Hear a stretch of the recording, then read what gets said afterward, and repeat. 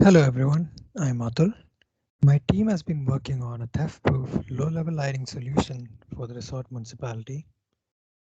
The tourism-oriented resort municipality services multiple communities in northern PEI, including Cavendish, where our project focuses on lighting the 1.5-kilometer roadside trail on Graham's Lane. Originally, 250 solar-powered lights with brackets were installed, but they were pried off and stolen. Our goal was to find a theft-resistant solution that would provide the same level of lighting.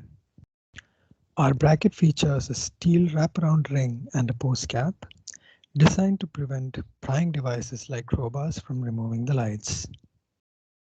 The tamper-proof screws used can only be removed with special drivers, so the municipality can still conduct maintenance, but they are inaccessible to the public.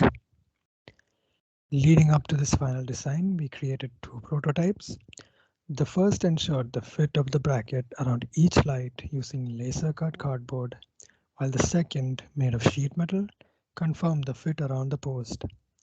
It also demonstrated the manufacturing process, with each piece being water jet cut, then bent into shape with minimal welding. Tensile testing showed that 1 by 16th inch thick steel was both thin enough to be cost efficient, but strong enough to meet our requirements. We then tested different screws with a crowbar and recommended dimensions based on what we learned.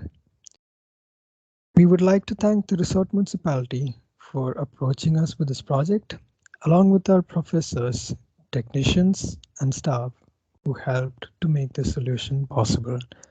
Thank you.